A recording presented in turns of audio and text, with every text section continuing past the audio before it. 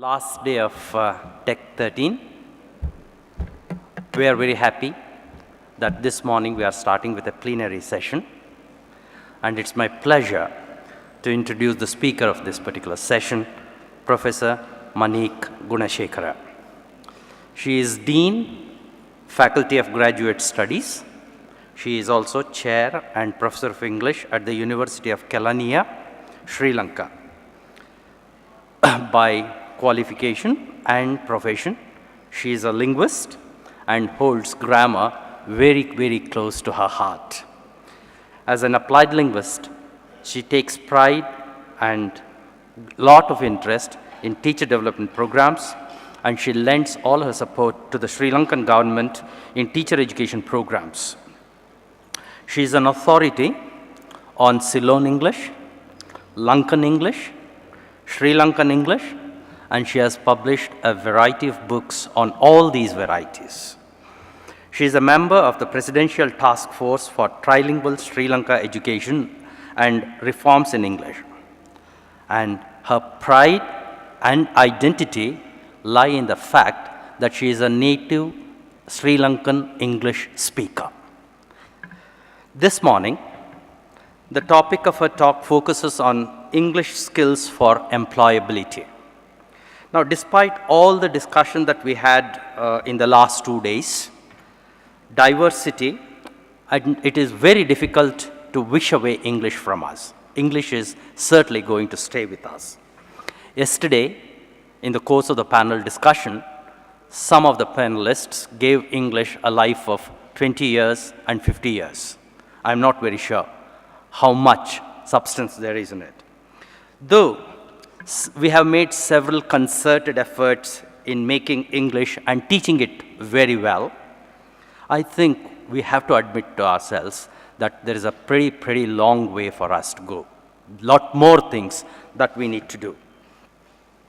And our learners still need to learn more English, and this is evident with what Debanjan said yesterday. All that English is doing today is just to garnish our education. It's not really gone deep. And this is further supported by some statistical details that we have. NASSCOM report that was released a couple of years ago says it's just 25% of our graduates who are passing out of the universities are employable.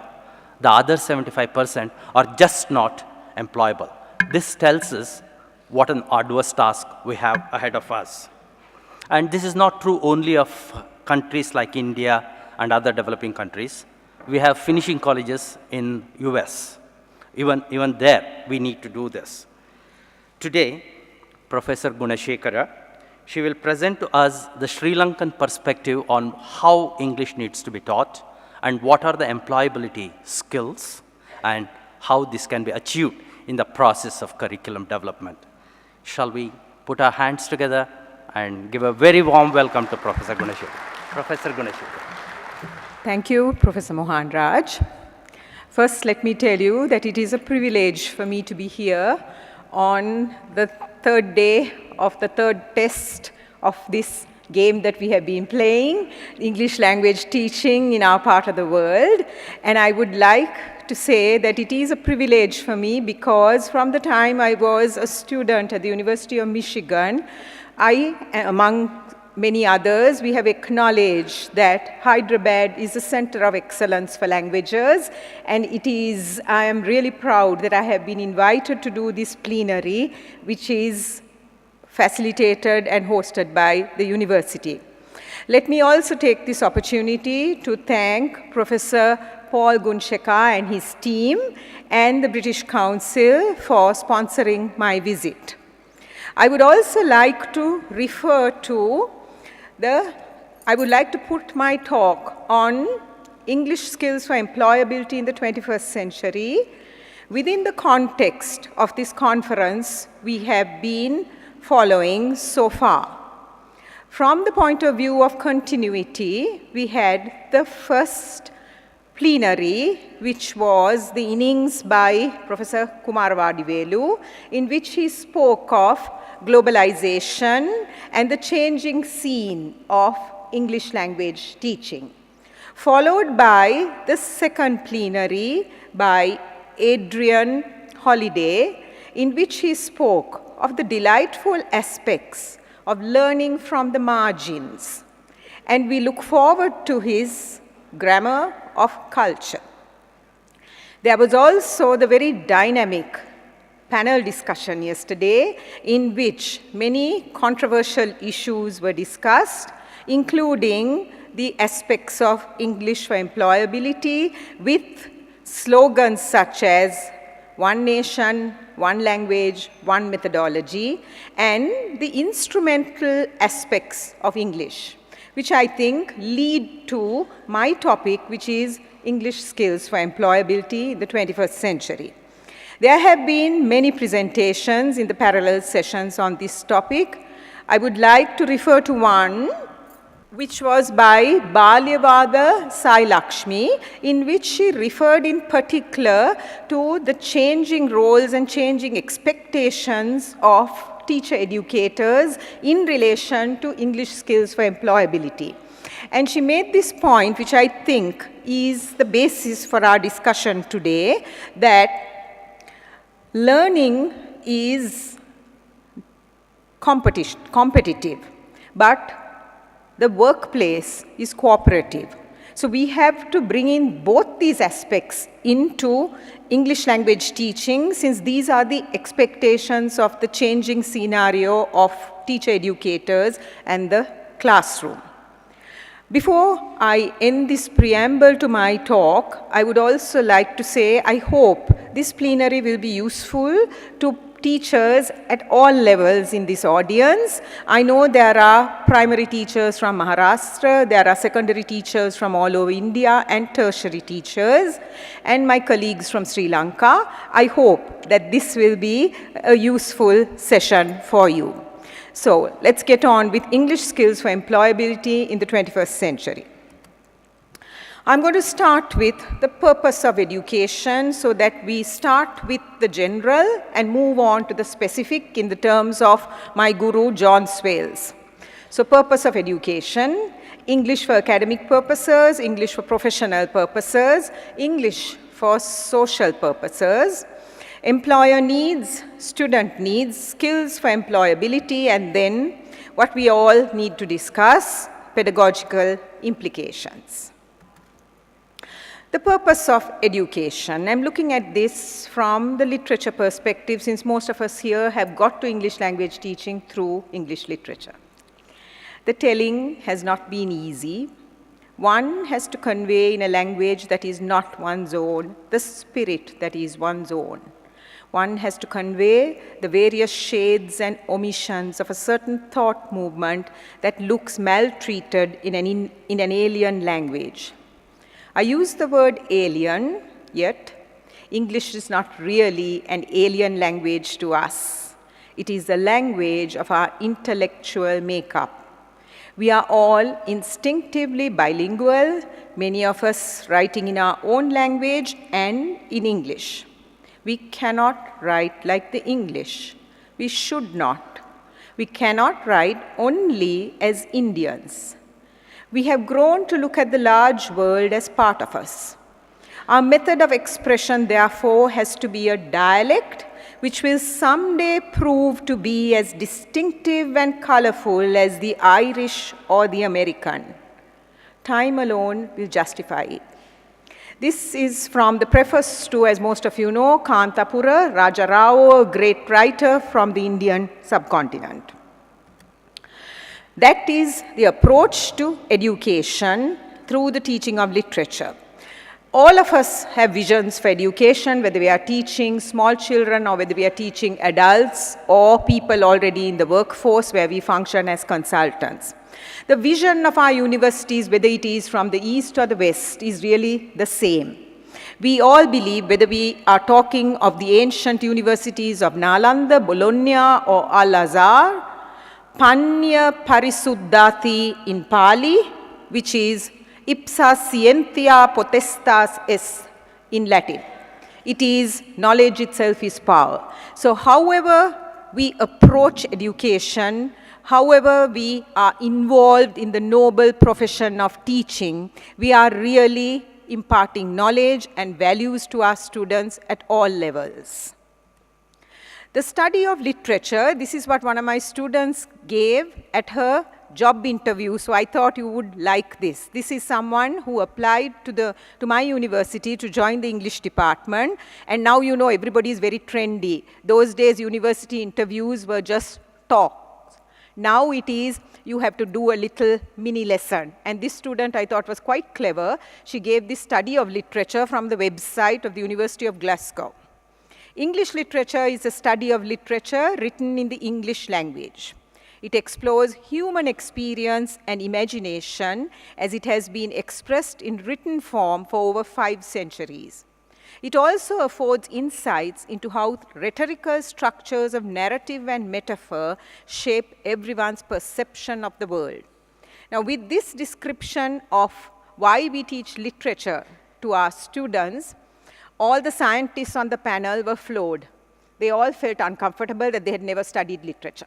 I don't think that was the purpose of this student's job interview, but she made her point. Now I'm going to look at a different perspective of the purpose of education. I'm leaping across the pond, as it were, to the American perspective.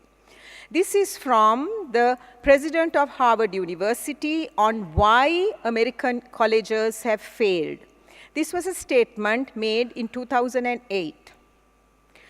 According to him, the American colleges have failed because these are the issues they lack in order of priority.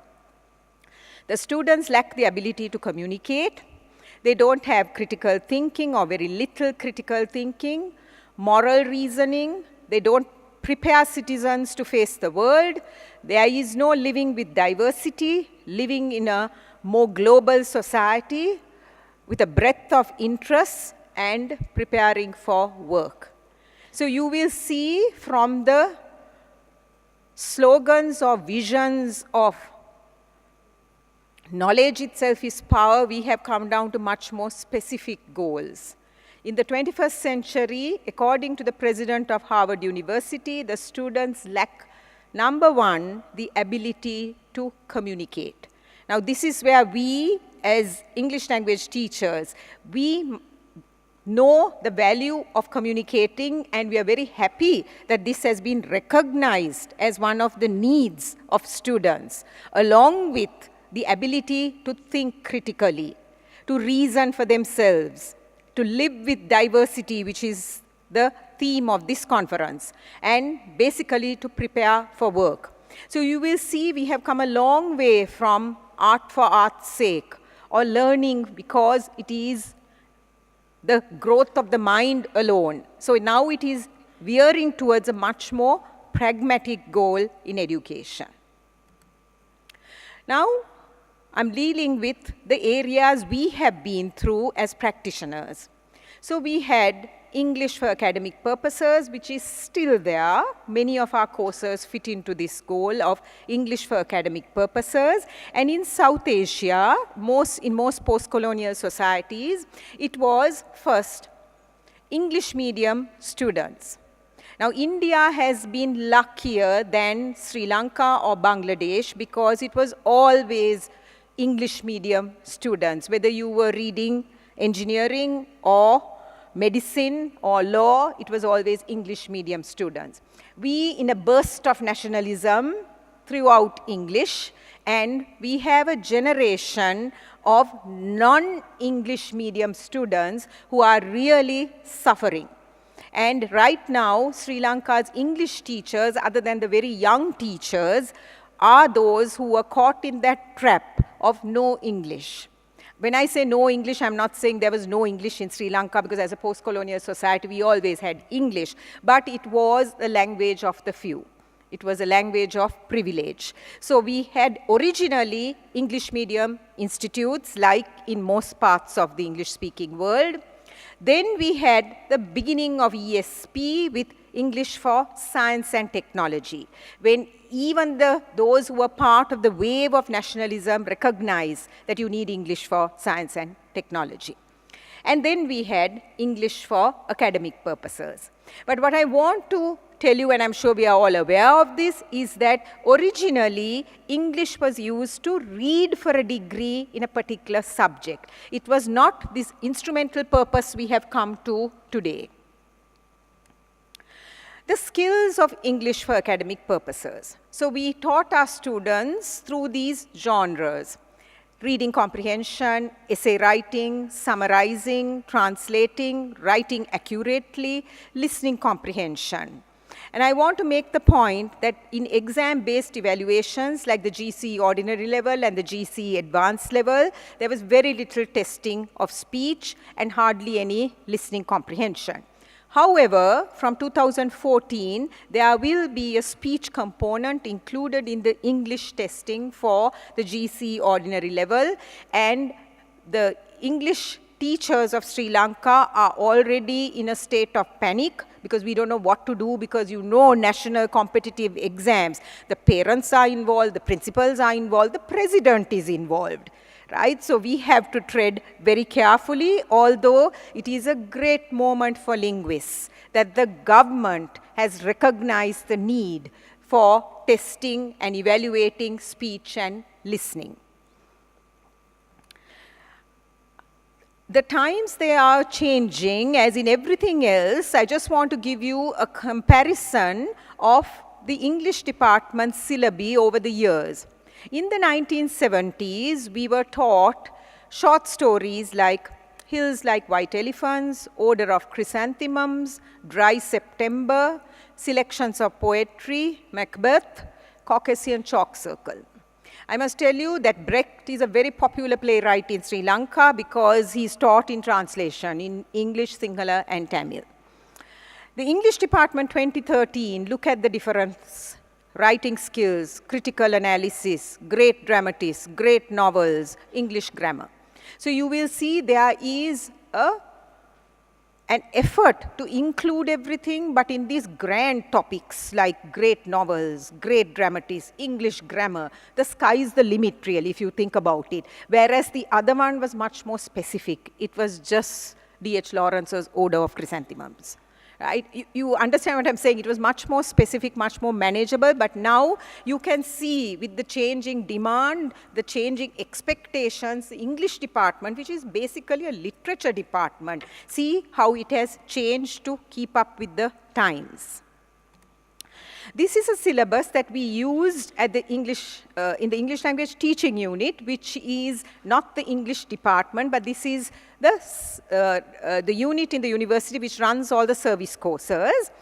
I want to go through this syllabus because to me it represents the change. Now we did a needs analysis. This is what the client, in this case this was a consultancy, it was staff college, what they wanted.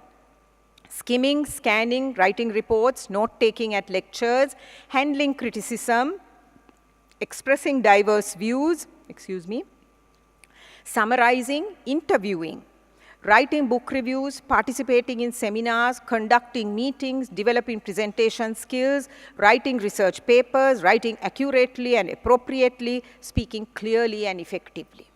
So you can see these are, mind you, short courses compared to the English department syllabus where we have at least 1 or 2 semesters in which to complete those grand rhetorical topics. This is a short course, it's a consultancy, and this is what the client demanded.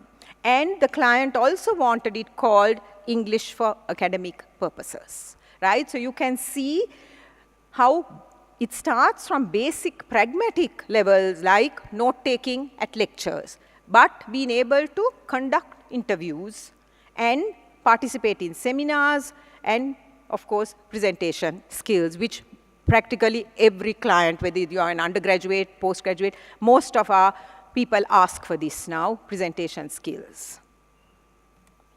Okay, English for professional purposes. This was the end of our perceived ivory tower existence because academia met the marketplace or industry or employer, and we had to change our courses, we had to change our attitude. The curriculum had to reflect this market-oriented flavor because we were criticized for not producing graduates who were employable. So the traditional English literature syllabus had Introduction to English Language, Grammar and Discourse, and Introduction to Prose Fiction, Introduction to Poetry and Drama, Shakespearean and Renaissance Drama, the English Novel from Defoe to Hardy, English Poetry from Chaucer to Keats, the Commonwealth Novel, General Linguistics in English, Literary Criticism in Theory and Practice. This was the traditional approach. So you will see it was much more of a literature-based syllabus. The 21st century English literature syllabus, research skills in literary and language studies, post-colonial literature, theoretical concepts and frameworks, varieties of English, internship, Sri Lankan poetry and prose, culture and globalization. The internship is really the influence of the business schools on the university culture, where the internship has been recognized as a very successful preparation for the workplace done by the universities in consultation with industry. But as we all know, these are very difficult to arrange. How can we guarantee that, say we have 1,200 intake in the first year, can we guarantee that by the third year we're going to make sure they all have internships in various places of their choice, whether it is in advertising, whether it is in the private sector or the government sector. So this is new. The syllabus is very new. The internships have just been introduced into the English department and ELTU curricula. English for social purposes. I don't even know whether there is an established discipline here, unlike English for academic purposes or English for professional purposes, but this seems to be where we are heading. What's the point in teaching English? Your graduates don't know how to use fork and spoon. How are the yuckos you teach? I will come back to this one. Why waste time on your yucko buggers? They never take responsibility. Plus, they say, holding the port for holding the fort. Now, in these three comments, you can see what the employers of Sri Lanka, you can see their bias, you can see their attitude, you can see their contempt for the products of the universities. Now the first one, what's the point in teaching English? Your graduates don't know how to use fork and spoon. So in other words, English class has now become the finishing school, right? In addition to teaching English, making sure they get the pronunciation, making sure they get the grammar, making sure they're team players, we have to see that they get social etiquette right. And as one of the presenters in a parallel session said yesterday, the only space for this kind of grooming seems to be the English class, right? It's not as though the mechanical engineering lecturer will ever dream that it is his or her duty to teach this, okay? So the first one is the desire for social etiquette, that it has to be taught, it has to be done in the university. Second point, how are the yuckos you teach? Now, yuckos is a very derogatory term.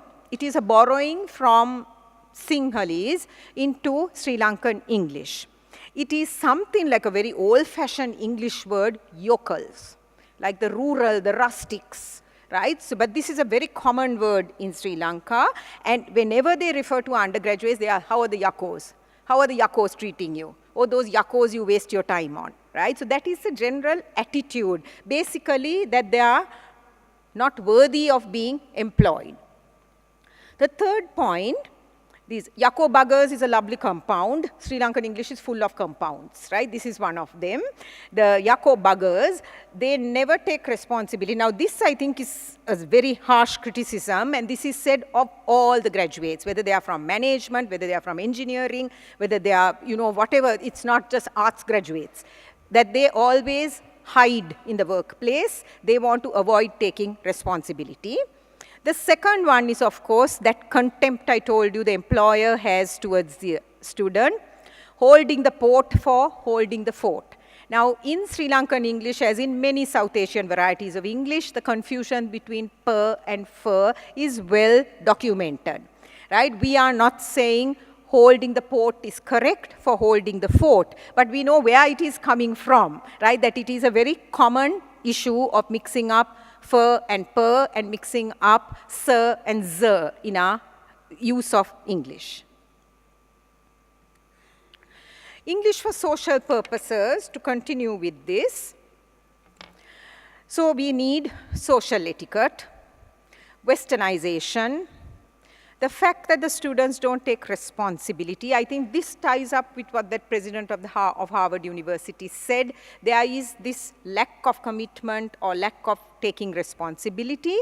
The attitude, right? The attitude that we would rather shirk or hide than take responsibility. But I must tell you that we are all guilty of this. I'll give you an example. When the Non-Aligned Summit was held in Sri Lanka, and there were, like the volunteers in the hall today, all undergraduates applied to be ushers, as we call them, right? Now, we all applied and we were all chosen because the English department students spoke French, right? So, because French was a subsidiary. Now, we were recruited for this. It was, I mean, a very severe interview process, very rigid and all. And then most of the English department ended up in the Bandaranaike Center because of our language skills. When the non-aligned organizers came and they said, can we please have volunteers to make the announcements in French? Not one of us volunteered, right? We pretended we were monolingual. We didn't know any French, right? So I must say this shirking responsibility, I think, is part of what none of us want to be put on the spot. It's something like what Adrian said of you avoid the teacher's gaze as far as possible. And in his case, he succeeded till he was 18, right? So this is just to say this shirking responsibility and the attitude. Okay, then we come to a really big issue. I have put it under English for social purposes because in Sri Lanka, it gives social distinction, pronunciation. If you mix per and fur, if you mix sir and zer, and above all in Sri Lankan English, if you mix o and o, you're considered one of those yakos, right? You don't know English. Right? Now, this is a very harsh test, and it's very difficult for us to tell our students that this distinction is crucial. You must know the difference between O and O if you're going to face an interview in the private sector or even if you're going for a scholarship interview. Now, this O-O distinction is interesting because the languages of Sri Lanka don't have O. Right? Tamil doesn't have it, Sinhalese doesn't have it, but it is this great class marker in Sri Lankan English. To the point where, along with this Yako talk, our students are called not-pot cases because they don't say not and pot, right? They say not-pot. Okay, so this is part of this class attitude, classist attitude. But I have to tell you now what is happening in the classroom, and I think you will agree with me, is like the old American song, the teacher has to take you from crayons to perfume, right? It is the whole gamut. Not just academic purposes, not just being able to do reference in the library. Now it's this whole thing that has fallen on the shoulders of the English teachers. Now, student feedback regarding all of this. Now, we're looking at it from the student perspective. This is a comment which I have got in the evaluations from the English department students. Social etiquette was the best thing you taught us. Now, I have to tell you that I have not taught them social etiquette. I have got someone to come from the hospitality industry and do a session on fine dining because I myself don't know how to teach this, right? But that was the most successful session.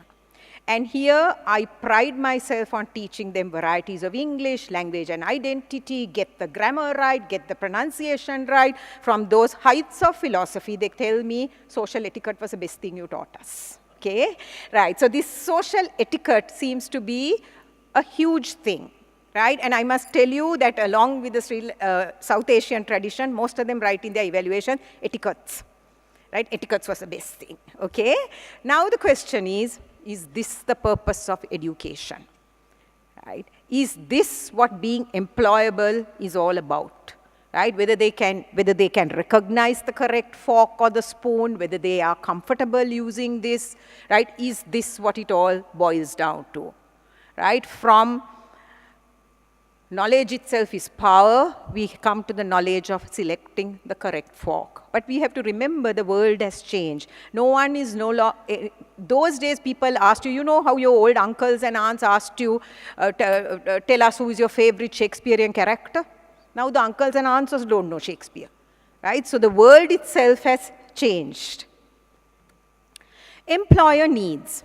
Now, I must tell you that because we have been under pressure, produce graduates who are employable, we have had to consult industry, we have had to have sessions with these people who are looking down on our students. But what they need seems to be EAP, they need English for professional purposes, they need English for social purposes. Your students lack confidence. Even if the interview is in Sinhala or Tamil, they won't show up. Now, I think this is a very serious indictment on the lack of confidence of the products of our universities. Because there was a big private sector company, Selinco, which as a policy said, we are not going to conduct interviews in English because the students are frightened, they are not coming, therefore we are going to conduct the interviews in Tamil or in Sinhalese, and still the students didn't show up. Okay? Or they came for the first interview and then they fled. Of course, it says a lot about private sector culture that it's so frightening to our students. The second point, most graduates are happiest in the government sector because they only want to drink tea, right? So the idea is that the public sector does no work. It is full of tea breaks, and of course the privileges, you get like train warrants and bus warrants and various things. But I must tell you that even industry accepts this. You know, there are many cases of a very rich employer who says, I want to give a good education to my driver's son. Right? They do that. Send the driver's son to what you all call the English medium schools, because there are loads of what we call international schools now in Sri Lanka. You pay fees, put the child through that school. The child comes out, and the patron is dying to give this person an opportunity in the private sector, and the boy says, I want to join the government sector. I want to be a government servant. Because there is some kind of prestige in our world still for the government sector. And having said that, I must say the only time it pays to be a university lecturer in my culture is when the police stops you. You produce your university identity card, they let you get away with anything. And believe me, I'm a very poor driver, but I get away with everything. Because I have just to produce my university ID, and I'm thrilled that the police, whom we all scorn, has such respect for academics. Okay, so this thing of, we are told we are not producing graduates who are employable. The graduates themselves want to join the government sector. However, there is both this thing. If you want to produce graduates who are productive for society, you must teach them employable skills. Employer needs. They want you to speak, the students must speak with confidence, make effective presentations, build the image of the company, write accurately. I'm coming to this, the letters, the memos, the minutes and reports. In fact, we warn our students. The moment they hear you have read English at the university, they're going to tell you to take the minutes, right? So get ready for that. Get the mechanics of writing right, use politeness markers, be familiar with new media, work as a team player. So what has happened is EAP has turned into soft skills. Now, all I'm saying is the terminology has changed. We may be calling it what we want. You can call it English for academic purposes, English for anything. But it's basically now the new terminology, soft skills for employment. The needs of the Sri Lankan job market. This is an analysis done by Aryavansa 2008. This was based on the Sri Lankan undergraduates. First one is that employers need training and experience. This is why the internship has been inserted into the syllabus. English and communication skills, teamwork, interpersonal skills, IT computer skills, problem solving, analytical skills, leadership, decision making. Now, I think number 6 is connected to that attitude of dodge, right? Don't take responsibility. We are not going to be able to hold the fort. You do it, it's your responsibility, okay? So there's a lot of that which has been prioritized in this list through Aryavansa's research. Student needs. So basically, the student wants to get good results and get a job, right? That is what the student wants. The student wants these genres included in the syllabus. Application procedure. This is really very interesting to teach, I must say, because they want from the analysis of the advertisement to the cover letter, to the preparation of the CV, and facing the interview. It is an interesting journey, and we have come a long way from herewith attached is my CV. Right? So we are saying the cover letter is the first piece of communication with your would-be employer, make it interactive, make it persuasive. So that in itself is a genre that we have to spend time on. So application procedure, interview skills, which I must tell you is one of the most popular topics. Professional etiquette, official letters, email, memo writing, report writing, and presentation skills. I have to tell you, in this student-centered universe, presentation skills is something which is a great success, although initially nobody wants to make their presentations, right? If hiding from the teacher just to answer a question is a problem, can you imagine being put on the spot? And in this, it's interesting. I think the Harvard Business Review gave the statistics that American students would rather undergo unnecessary surgery than make a presentation. Right? So we are all in it, right? It's not just this, that we as Easterners and the members of a conservative society are scared. Everybody would rather do anything and then avoid the presentation. And the last point, grammar. So skills for employability, the lament of a Singaporean employer was, your students don't even know how to spell, let alone write effectively. So now we come to the mechanics of writing. So just to take a step back, the theoretical perspectives, I would say, are assimilation, allowing one's original culture to be overridden by the dominant culture, or acculturation, acquiring the capability to function within the dominant culture while retaining one's original culture. So the distinction is subtle, but it is fraught with not so subtle social and psychological implications. So we have to keep this in mind when we are heading in this path of westernization, this social etiquette, which is really the Western way of doing things.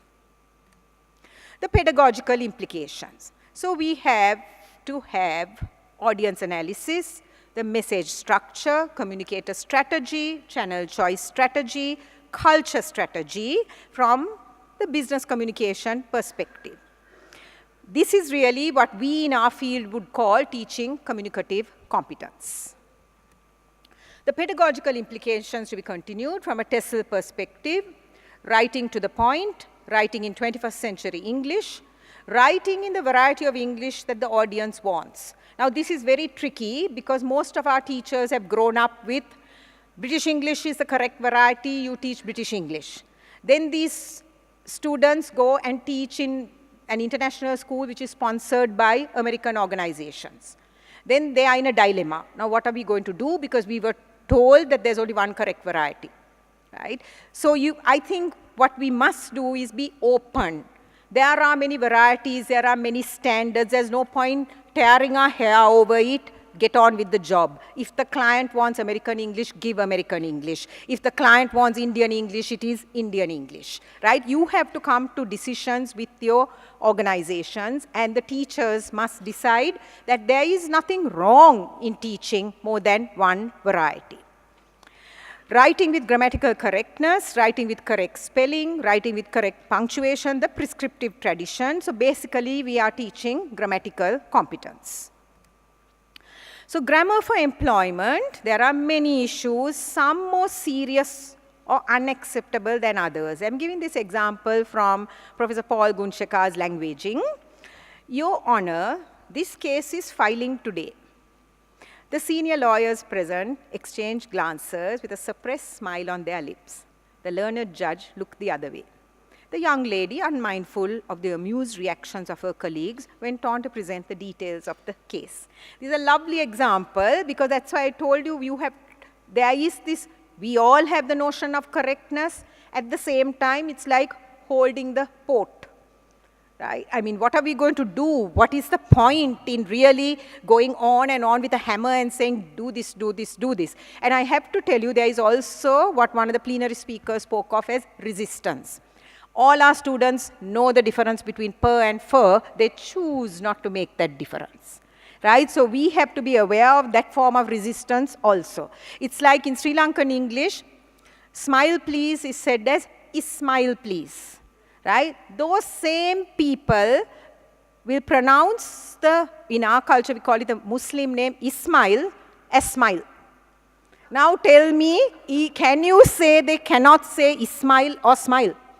Right? They are deliberately converting this. There is something going on which Professor Arjuna Parakrama calls resistance to the norm.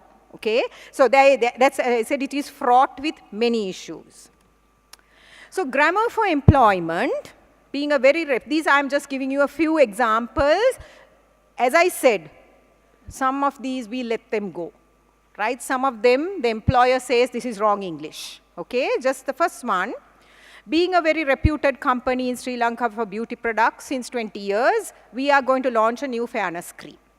Right? So these adverbs are playing havoc with our English. Right? Since is a problem, ago is a problem, already is a problem, right? Also, right? So these are issues which we have to sort out. The second one, using of cell phones are very troublesome. Now this is tricky. After all, the closest noun is a plural noun, right? So I mean, I know it is against the rules of agreement, right? But you have to fight with the grammarian within you and usage, okay? The time consumed for a message to go around is very less, right? So comparatives are causing many problems. As a reputed office, we should practice good etiquettes in the official domain. They always try to benefit from being the final presenters of each and every presentation. Each and every is a term Sri Lankans love. From the pulpit to the president's speech, each and every is there. Just watch out for it, right? Each and every presentations, each and every people's, okay. A few others, they can handle a large-scale business orders via cell phone.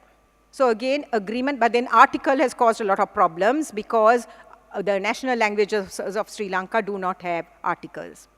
It is a rare case to see a man without mobile at hand. Isn't that lovely, right? I am graduate with a degree in languages from the University of Kelaniya. I'm sorry to say this is from one of my students. As an etiquette, it is important to treat all the employees equally, right? So etiquette has become a count noun. Having gained a knowledge through the official, so there are loads of examples. I'm sure you have much nicer examples. Okay, just to move to speech, this is a big problem in teaching English for employment. Why you have used two different terminologies? Why you say it is similar and dissimilar in the cluster analysis? You study the statistical packages by your own, right? So here you have question formation. Question formation is very difficult to teach, I would say, in any context, because question formation in English is difficult. It is a mix of many grammatical issues. The third example, you studied the statistical packages by your own, is by a professor of science at a Viva, right? And I'm sure the professor of science considers himself a fluent speaker of English, right? But the prepositions also, once again, Tamil has no preposition, Sinhalese has no preposition, so we either overuse them or we drop them or we use the wrong one, okay? So prepositions are a big issue, but in many cultures they are an issue to teach. So you study the statistical packages by your own. Conclusion. So the expectations really exceed reality. All stakeholders are aware of the changing landscape, and most stakeholders, I would say, are willing to adapt. After all, we are more or less making Shakespeare and all those Renaissance writers into a minority in the syllabus compared to the skills we are now incorporating. Some things always remain the same. For example, the insistence on accuracy. Persuasive or instructional purpose of communication is still the objective, whether you're teaching employability or whether it is EAP. The burdens on the ELT practitioners have increased with the increase in stakeholders and expectations, right? Yesterday, Adrian spoke of what a huge undertaking it is to juggle the syllabus and the institutional needs for, the burden of the English teacher. Now we have even worse issues or more complex issues. Sorry. For example, we still have the prescriptive tradition because this idea of the employers, oh, your students don't know grammar, your students don't know spelling, it is a very prescriptivist attitude. Secondly, the numerous choices. Not only is it medium and channels, we have varieties. Are you going to teach Sri Lankan English to your students? After all, the interviews are conducted in Sri Lankan English. I mean, we have a few remnants of British colonialism who go there and spout in RP, and everybody has a secret laugh. It's like the learned judge who looked the other way, right? So that is also unfair by the students to say, go and speak in British English. So you have the choice of varieties, medium, channels, and the product change.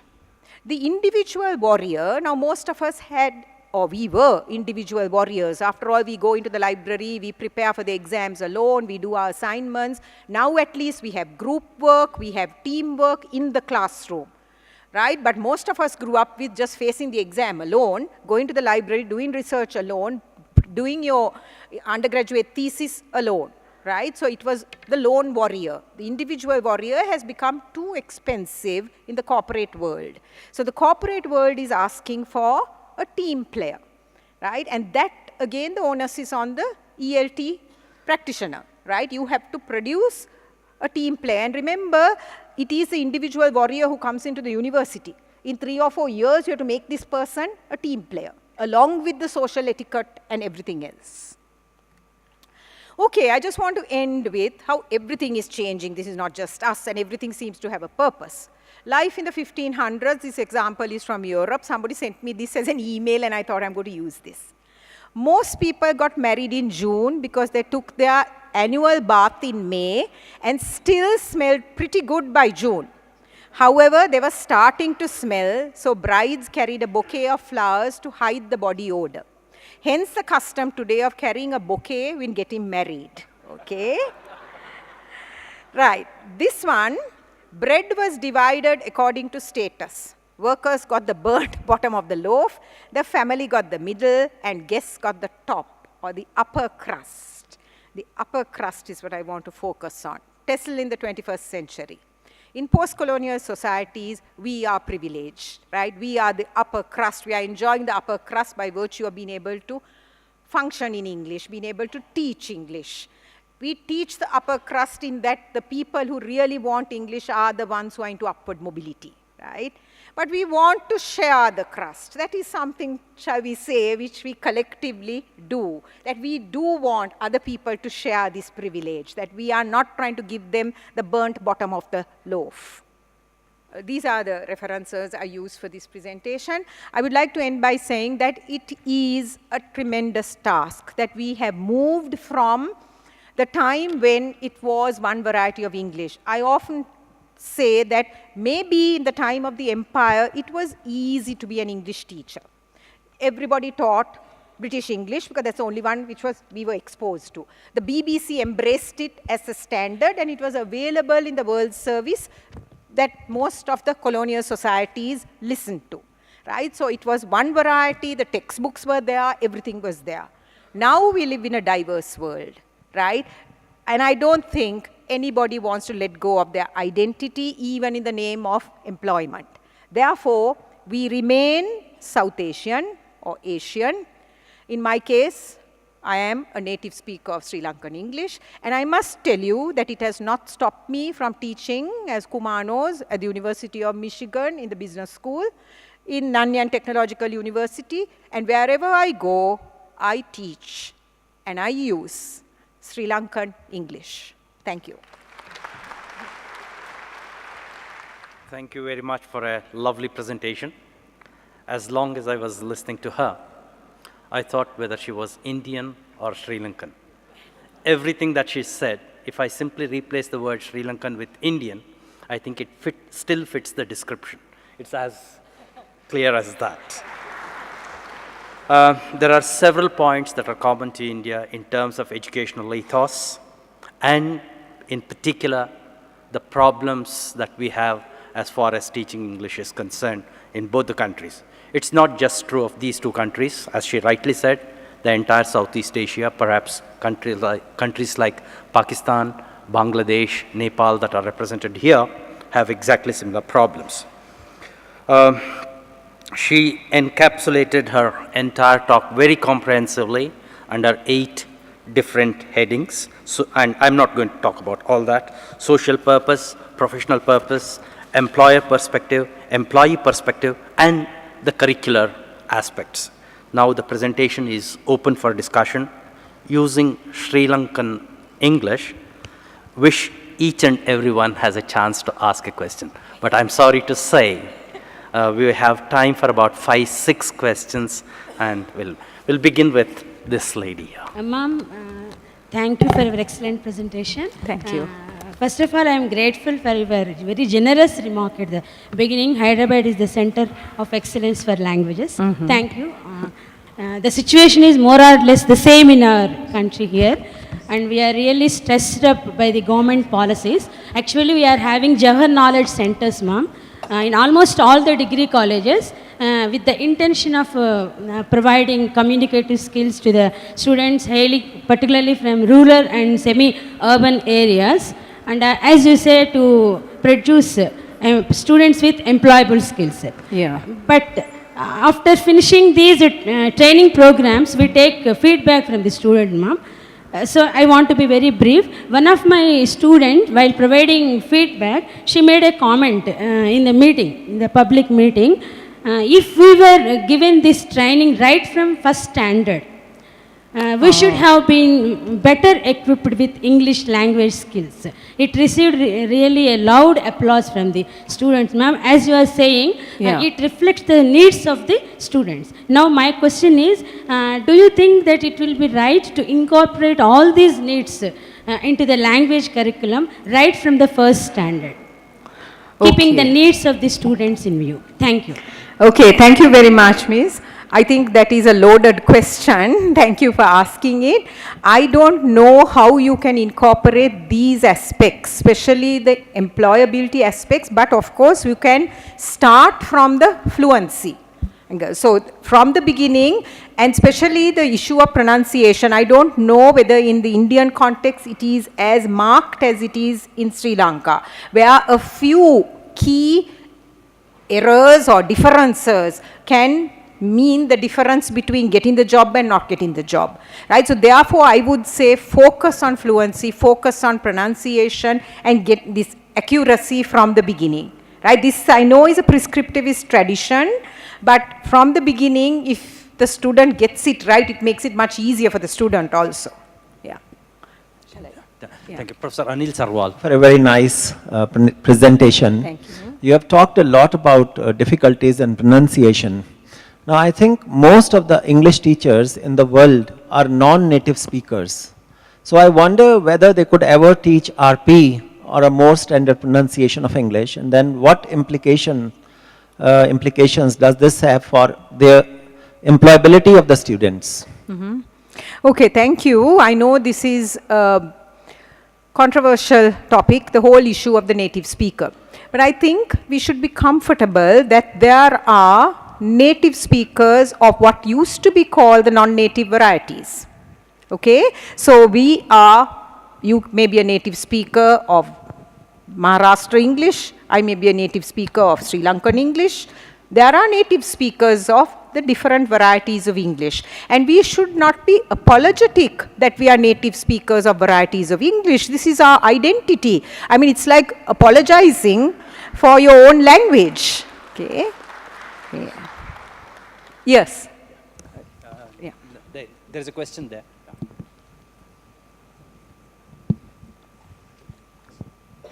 Good morning to all. Thank you, madam, that we are given a very purposeful presentation. Thank you. And here my confusion is it true that the time demands change in the syllabi rather than the methodology? If it is yes, can't we find these all components in the syllabus of traditional English literature syllabi just that you have mentioned there now, which is it not integrated all the receptive and presenting skills, as you have clearly mentioned, the English language, grammar, and very well the discourses, right? And that is my confusion, and I expect the clarification for that. Thank you. Okay. If I understand your question correctly, you're asking whether the traditional approach or literature can be retained in the syllabus. I think that is correct. And about the methodology being the same, the methodology is not the same. The methodology has kept abreast of the changes in the syllabus. So you know how even if it's a literature course, even the traditional Shakespeare courses, we have now included poster presentations, various other ways in which the assignments are given. It's not just limited to the written exam. So the methodology has changed. And I must also say, talking of the employer needs, many employers have told us they like literature students because their speeches are very impressive, since they can quote liberally from the literary sources. Yeah. Last, Professor Rajgopal. Thank you very much, Professor Gunesekera. You have raised lots of issues which specifically focus on the learner. You know that in order to achieve most of these expected outcomes from the learners, the teachers play a very important role. And therefore, I would like to know whether you have come across significant teacher-related issues which would also take into consideration attempts at teacher education. Thank you very much, sir.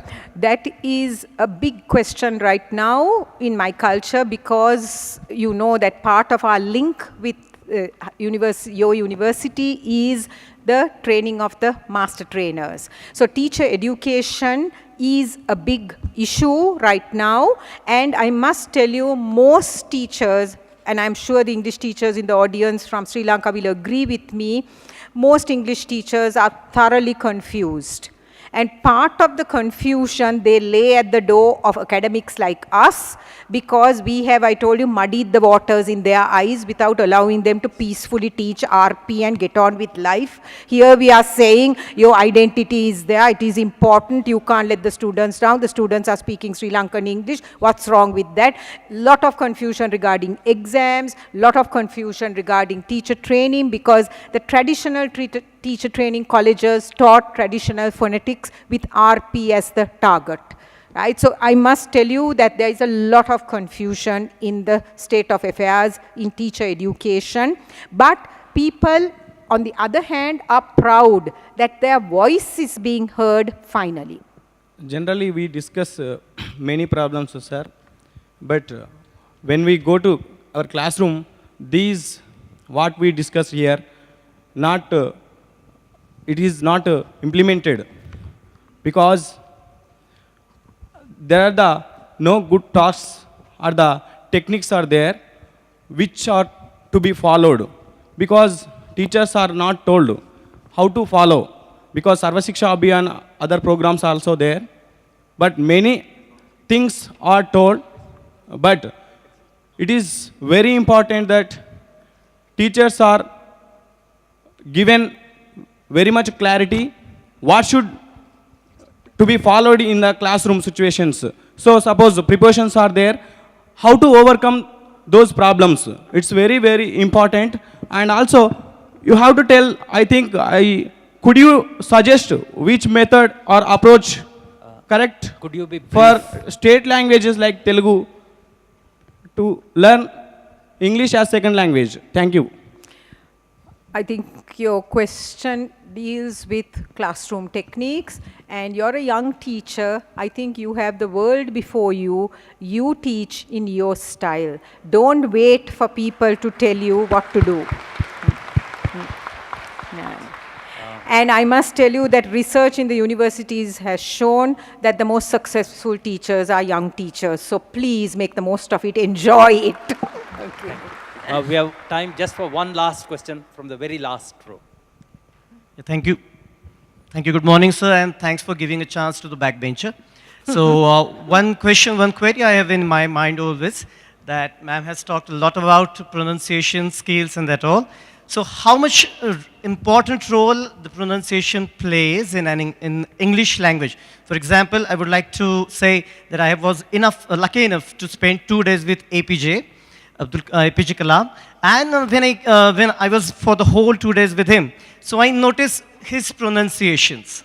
So whenever he received the small kids, so first question he used to ask, "Ma'am, madam, what class you are learning? What class you are learning?" So I was a little bit surprised, and whatever speeches he has in our institutions, so regarding his pronunciations, I was a little bit confused that the man like APJ, he is having such pronunciations. That means he is having the great influence of his mother tongue still on his English.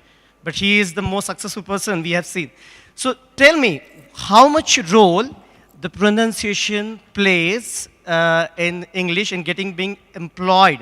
Like, we say etiquettes, but just now I noticed, I heard you saying etiquettes. Okay, so this is a vicious circle. It goes round and round, round and round, and so we are inside. So since last 2 days, we have been listening British accents. So we are imitating, oh, what are you doing, man? How are you staying? How are you feeling in Hyderabad? So this, like, what pronunciation standards we have to... Thank you to the backbencher. To answer your question, pronunciation is an issue if the organization recognizes it as an issue. So the whole thing is audience analysis. If your students want practice in pronunciation, you must focus on pronunciation. If they are facing an exam in which pronunciation matters, you must teach them pronunciation. There is no rule to say such percentage for pronunciation, a different percentage for grammar, etc. It's all one package. So you have to decide what you are going to focus on for that particular class.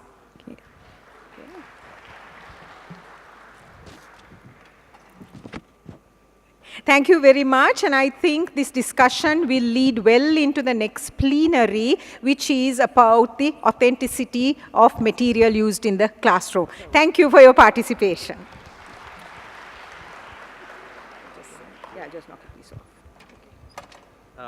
Thank you very much, Professor Gunesekera. It's almost a shame that I'm not able to honor everyone who wants to ask a question. I'm sure after this, Professor Gunesekera will be available and we can clarify our doubts. I'm really sorry to those hands that went up and I couldn't really honor them. Thank you very much. Now for the honor.